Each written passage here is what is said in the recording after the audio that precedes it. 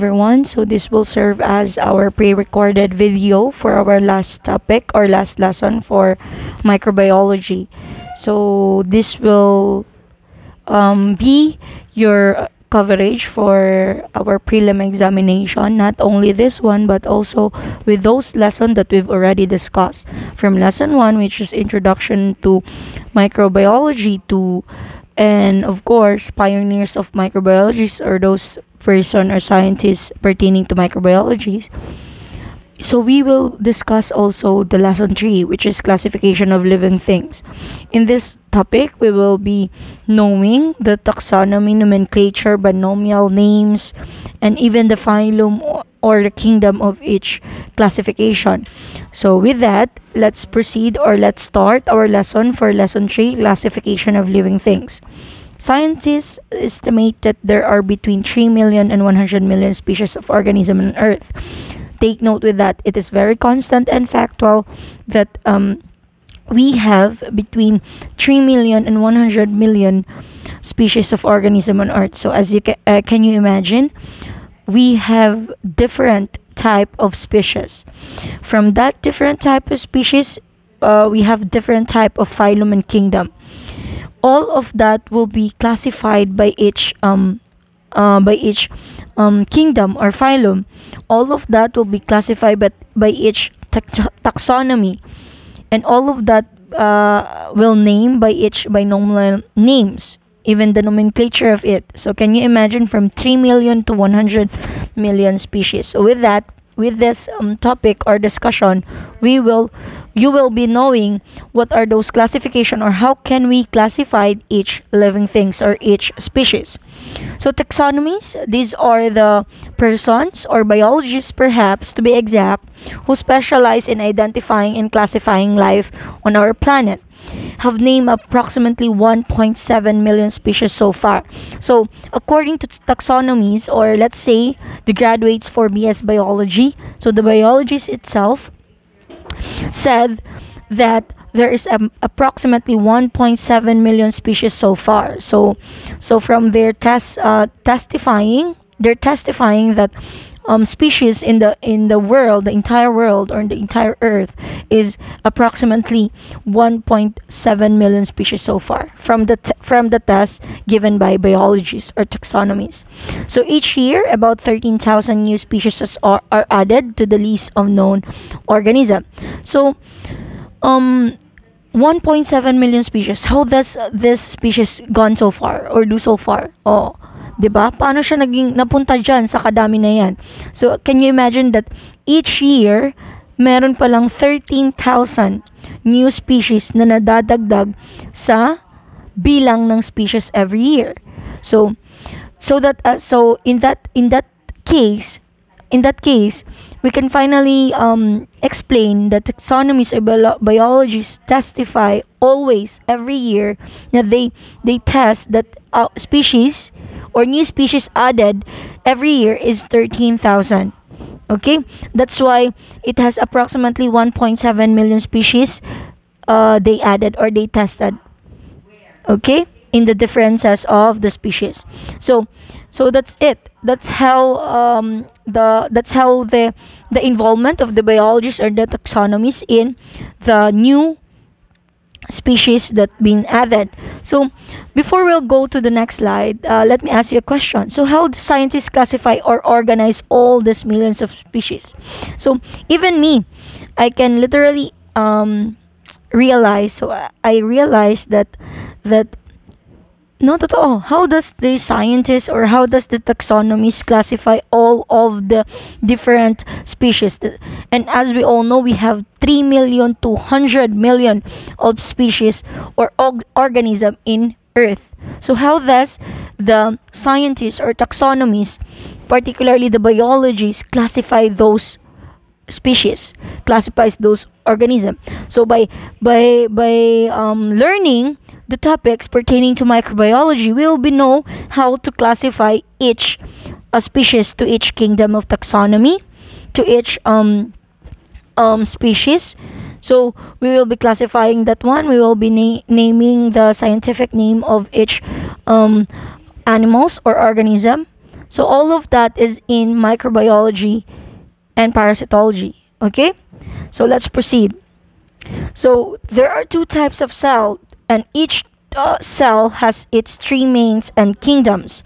So we have two types of cell. We have prokaryotes and eukaryotes. As I assume you've already know this word, kasi before microbiology, you undergo different major subject, and that different major subject involve this type of cell, or has an involvement in each terminology that you will be encounter today. So from prokaryotes, these are the organism with no nuclear membrane, and from eukaryotes, these are the organism with a nuclear membrane. And with that, we have the so-called three domains of life. We have eubacteria, a carbon-eating heteroprophic bacteria. We have archaea, the salt-loving microbes, or the heat-loving microbes. And we have eukaryota. These are the other protista with flagella. Even animals and plants, even fungi is involved in eukaryota. So again, we have two type of cell, the eukaryotes and prokaryotes. And how can we differentiate the both? From eukaryotes, which is with nuclear membrane, and from prokaryotes with no nuclear membrane. And with that, there is also a three domains that involve in our life. We have eubacteria, that from carbon-eating heteroprophic bacteria, and archaea, from salt-loving microbes to heat-loving microbes, and eukaryota, which is the involvement of plants, animals, or even microorganisms like fungi. Okay, so we will literally discuss that one by one in this topic. So let's move on. So as you can see, these are the big picture on how can we classify each domain. So from domain bacteria to domain archaea. So these are the classification of it. And from the domain eukarya, we have four kingdom: kingdom plantae, kingdom fungi, kingdom animalia, and kingdom protista. Okay, so always remember that there are three domain: bacteria, archaea, and eukarya. And in eukarya, there are four kingdom. We have plantae, fungi, animalia, and protista. Okay, so let's move on. So let's before we will go on the differences between each classification or each domains, let's first know the history of life on Earth. So multicellular eukaryotes with no nuclear membrane evolved about 1 billion years ago. So that is the origin of the multicellular organism. Well, from the Cenozoic to Mesozoic and Paleozoic time. And that is the beginning or the origin of multicellular organism. While for unicellular, there are approximately 2.6 billion years life was the origin, or was the involvement, or first arises of unicellular. Okay, so from the oldest eukaryotic fossil to the origin of eukaryotes, and to the accumulation of atmospheric oxygen from photosynthetic cyanobacteria, to the origin of life, which is prokaryotes. Okay, so aside from unicellular, or the beginning of unicellular, we also have also from that area, specific of area, prokaryotic cell will arises. Why? Because as we all know, prokaryotic is only unicellular. Eukaryotic or eukaryotes are those cells that is in multicellular. So prokaryotic, it is life began on Earth 3.6 billion years ago as a prokaryotic cell, or a single cell organism, as I've said, arising. With the arising of unicellular, there is also the involvement of prokaryotic cell. Why? Because prokaryotic is a single celled organism with no nuclear membrane. And lastly, of course, from the multicellular eukaryotes to unicellular to prokaryotic, and the formation of the Earth from 4.5 billion years ago, the origin of the Earth. Okay, so that was the history of life on Earth. So kindly take note with those highlighted part, because it is very important and it is included on your examination. Let's proceed. These are the list of the similarities and differences between eukaryotes and prokaryotes. So so what did you observe about the picture? So about the picture, the only what do you call this, parts that is not presented in prokaryote and presented in eukaryote is that nuclear membrane and nucleolus, right? So there is no nuclear membrane and nucleolus in prokaryotic or prokaryotes. So always remember that. So please familiarize those parts pertaining in each type of cell, from eukaryote to prokaryote. So what are those part of eukaryote that is not presented in prokaryote? What are those part of prokaryote that is not presented in eukaryote? There are two part. We have nucleolus and nuclear membrane. Because let's go back to basic. Let's go back to the foundation of the definition of eukaryote and prokaryote. When we say eukaryote, these are the cell that has a nuclear membrane. When we say prokaryote, these are the cell that has no nuclear membrane. So just take note with that. By the definition, you can definitely said, or you can definitely explain why there is no nuclear membrane and nucleolus in the prokaryotic cell. Okay, let's move on. So life history and diversity. So this is just a means of a illustration on how can we definitely show the history and diversity of each time in the earth. So from the bacteria, from the domain bacteria, eubacteria, to archaea or archaebacteria, and from the eukaryote. So that in the below of that was the divisions of each domains. So we will be tackling all about that in the domain part. So let me read the text below. So note that the close spacing of the groups: plants, maize, fungi, yeast, and animals, humans. So we've got a lot more in common with bacteria and plants than we think. So from the classification or from this illustration also, we'll definitely define that we are the same with the, or all of us has its what they call this, bacteria. So in a living organism, there is a presence of bacteria. Even in the plants, meron pa rin. So let's always remember that. Okay, so this is just an illustration pertaining to the history and diversity of each domain. So literally in the next topic we will be one by one discussing it. Okay, so life history again. For animals diversified in the ocean about 600 million years ago. Plants colonized land about 440 million years ago and were followed shortly by animals. Humans of any and short are a very recent evolutionary development from 7 million years ago. So this is actually a fact. This is not a theory, it's a fact. This is a history. This is a timeline pertaining on the horizon of different classification of living thing in a certain in the earth. So from the horizon or from the diversified animals to the plants colonized land. So all of that, take note with the year, because eventually I will be asking you. So this is very fact, very constant. Okay, so this aside from this one, take a look with the picture giving us a representation about how does it begin from the origin of the earth, from the Precambrian period to Paleozoic period to Mesozoic and to Cenozoic. Okay, so take a look.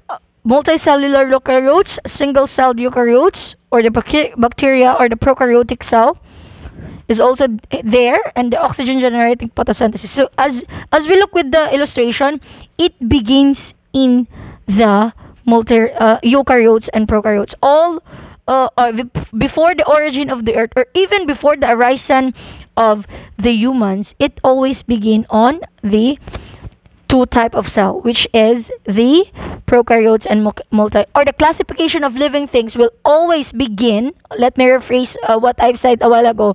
The classification of living things will always begin on the two type of cell, which is prokaryote and eukaryote, from the multicellular cell to unicellular. Okay, always remember that. So let's move forward. So these are the 3 domains and 6 kingdoms, as I've said.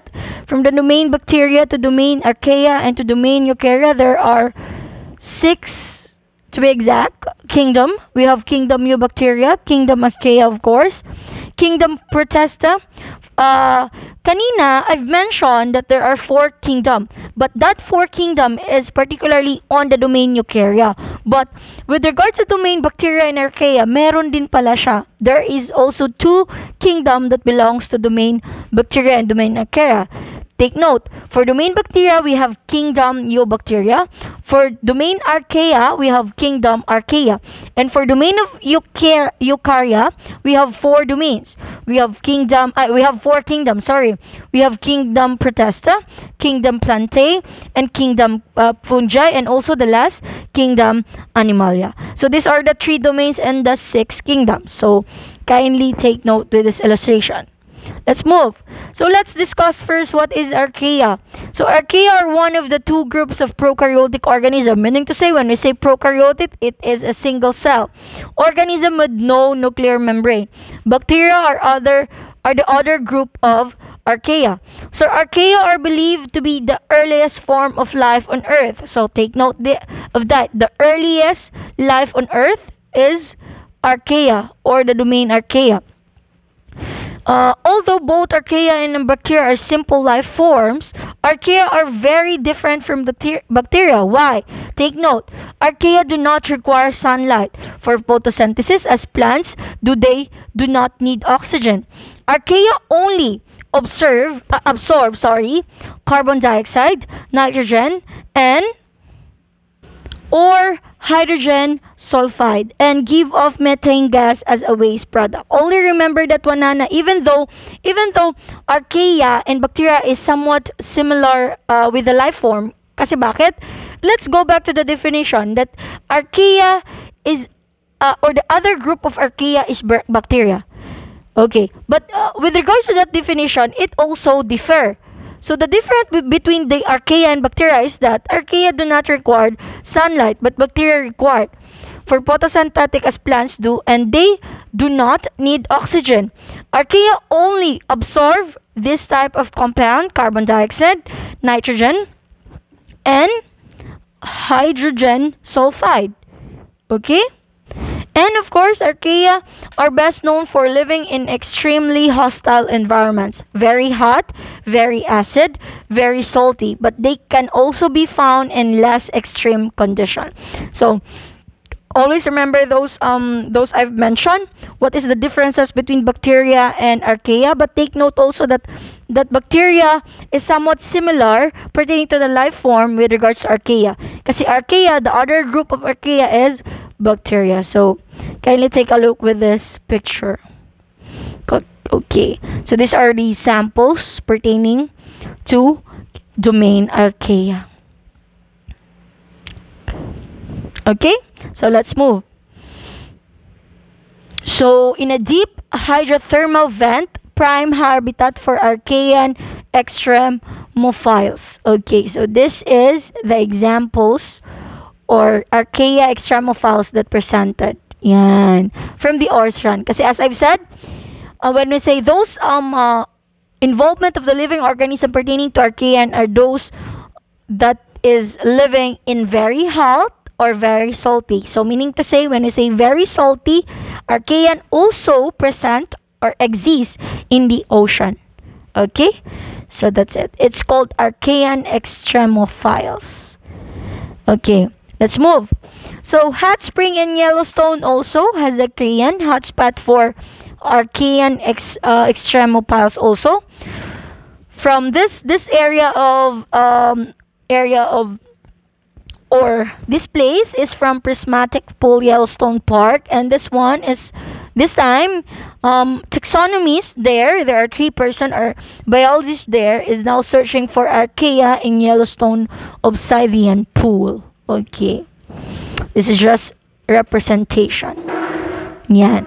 Very hot spring or even salty area. You can see Archaean, or Archaean exists on those hot spring or very hot area and very salty area. Okay? So let's move. So bacteria. Bacteria is the most abundant organism. And take note, bacteria is the very first living cell that found by Anton van Leeuwenhoek, right? So it is called later part of the history as animalcules. Why? According to Anton van Leeuwenhoek, bacteria is like, or the description of bacteria is like an animals. It's like there is an ear, there is a four what they call this, 4 feet. Yan. So he named it as animalcules, but at the present time, it named as now as a bacteria, which is the most abundant organism. There are more bacteria in your mouth than there have been people living since the dawn of humans. Okay, as you can imagine, yes, of course. Even in the inside the body, there are so-called bad and good bacteria. So that's why it's called that it is the most abundant organism or microorganism presented in the living organism or life itself. In the life forms, it is the most abundant organism. Okay? So let's proceed. This is actually examples of bacteria from Streptococcus.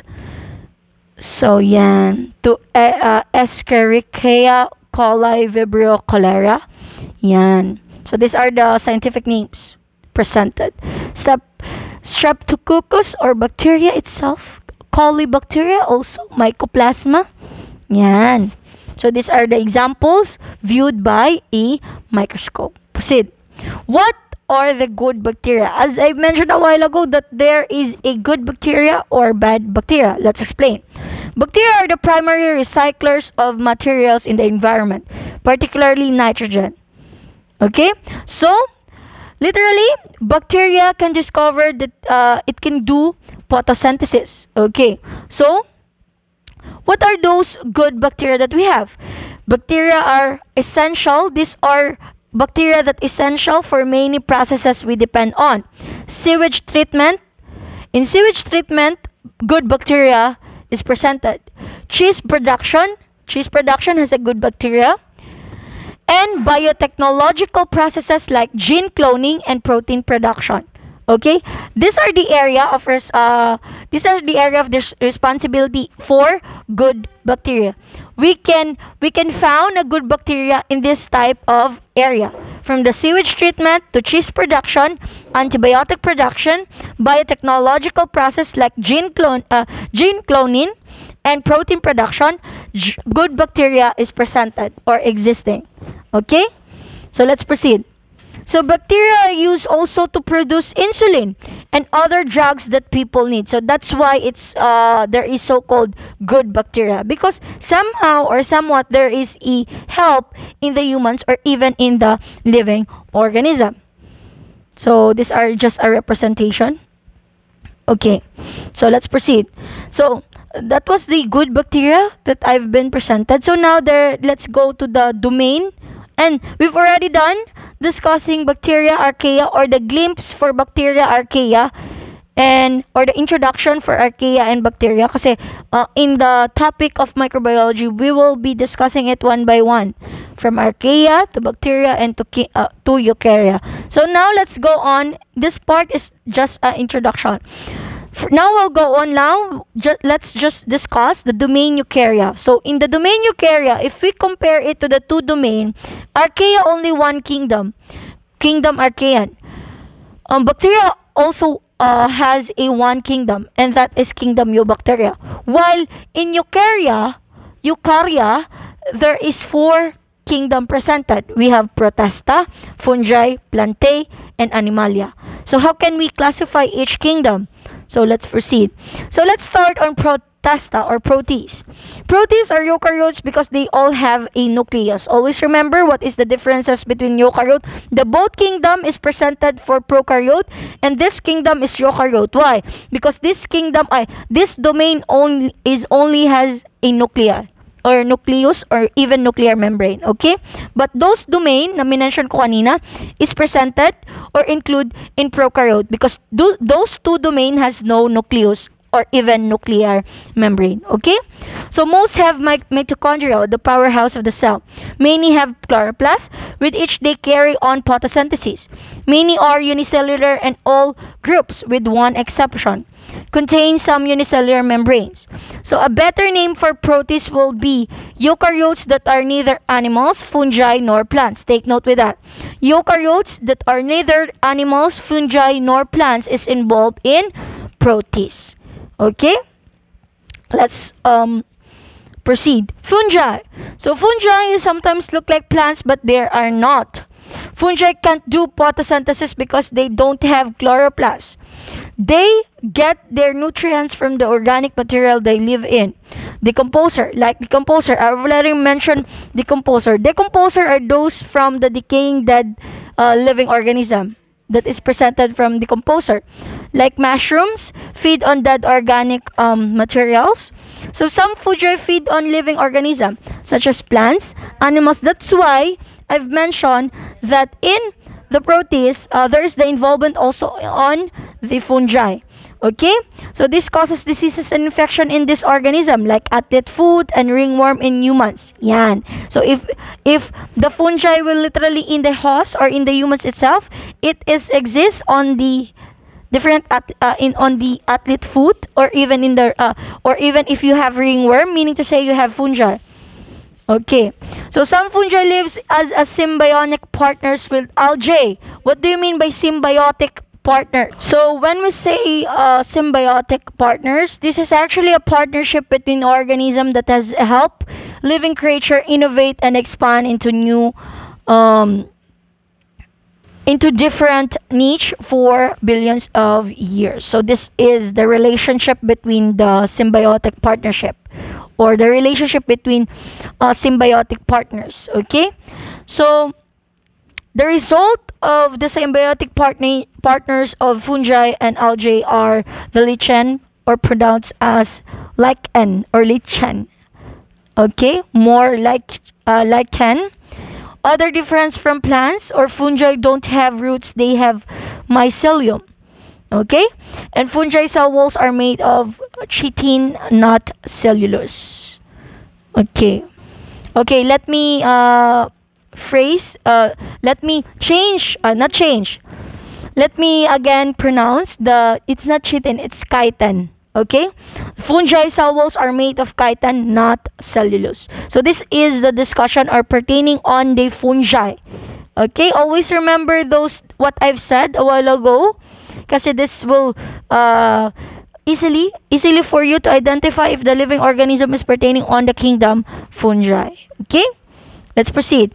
So plants. This is actually a concept map about plants. Okay, what are those systems pertaining or how does the plant made from? So from no vascular system, from mosses to liverworts and hornworts to vascular system. So we have two types of how does the plants make?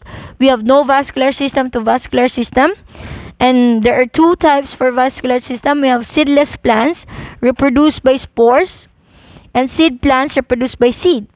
So this has an involvement of gymnosperm and angiosperm, from naked seed to flower seed, enclosed and fruit.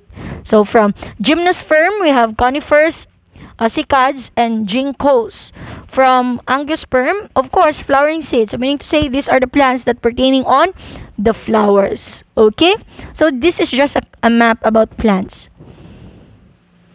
So what is the relationship of the plants between the two kingdom that I've mentioned? As we all know that pertaining to protists, plants is also presented, and in fungi also. Okay, plants is always there. Plants is always presented. So I've already mentioned that one. Either animal, fungi, no plants, nor plants. So meaning to say protists and fungi has an involvement pertaining on the plants. Okay, let's proceed. So of course, in aside from plants, we also have animals. So animals, these are those there are two types of animals, the invertebrates and vertebrates. Invertebrates, these are those animals that no backbone, while vertebrates, these are those animals that has a backbone. It is very easy to identify if the animals is in vertebrates kasi these animals are those animals that has no backbone. And what are those? Of course, the arthropods, the annelid, mollusks, nematodes, yan. Cnidarians, ctenophores, parazoa. Okay, so meaning to say worms is in this also in this invertebrates, is presented also in vertebrates. Octopus is also in invertebrates. So this is the classification. Okay, jellyfish also in invertebrates. Sponges, yan. Basta those animals that has no backbone. While vertebrates are those animals that has backbone. And what are those? Fish, reptiles, birds, mammals, and amphibians. Okay, because these are the animals that has a backbone. Okay? Sige. Let's proceed. So, animals classification. Okay, from invertebrates to vertebrates. From the sponges to cnidarians to echinoderms to flatworms to roundworms, and of course to the vertebrates itself. So this is actually an illustration on the classification of animals. So as you can see, as you can observe with my PowerPoint, I give you a lot of pictures or illustration for you to classify where can I put this kind of animals, if it is in this classification, or if it is in this animals is pertaining on this kingdom of what, let's say it is part of kingdom of Eukarya, because it is part of protists, fungi, or even in other type of kingdom in Eukarya, because in Eukarya we have 4 kingdoms, right? So that's why I gave you a lot of pictures to illustrate a certain classification. So as you can see, we mammals has a 4,000 species, are far outnumbered by the other vertebrates or chordates. And vertebrates has a 42,300, are definitely outnumbered by invertebrates, because invertebrates has 989,700 species, or the biggest category of invertebrates or insects. So can you imagine that there are a lot of population pertaining to invertebrates than the vertebrates, or than those no backbone organism than the has backbone organism. So mas marami talaga po ang invertebrates because it has 989,700 species. And the biggest categories for invertebrates is the insects. Okay? Parami na parami actually din yan. Let's move. So, these are the evolution for invertebrates. Illustration again. Yan. From the jawless fishes to the cartilaginous fishes to bony fishes to amphibians, reptiles, birds, and of course mammals. Yan. First vertebrates is on the 500 million years ago, presented million years ago. Okay, let's move. 3 member of genus Felis, or the cats. So let's now go on the taxonomy. So before we will classify, since we've already know what are those presented on the 3 domain and on the 6th kingdom, let's move now on the taxonomy. Taxonomy or classification enables scientists to assign a very specific name to every species so that scientists all over the world know exactly what species is being referred to. Okay, like for example, a cat or a felis. Okay, So each scientist or biologist, even a taxonomist, give a classification or give a name for them to know or enable for them to classify those organism in their specific name, okay, or their specific species. So that's it. So let's start with the three member of genus Felis cat. We have Felis concolor or the puma. We have Felis marmorata. We have the marbled cat, and Felis domesticus or the house cat. Of course, in our those cats that presented in our home is include in the house cat. Ito yung pwedeng alagaan. Felis domesticus, house cat. Okay? Puma, concolor means the same color in Latin. Notice that this animal's coat is mostly the same color. Yes. Marbled cat, marbled pattern. That's why it's called marbled, because there is a present of pattern of a marbled. Marmorata means marbled in Latin. And house cat, domesticus means of the house in Latin. That's why it's called house cat. Let's move. Kingdom, phylum, class, order, family, genus, species. So remember that one. Remember, I gave a certain phrase here that can definitely give the first word of every stages or classification. Kids prefer candy over fresh green salad.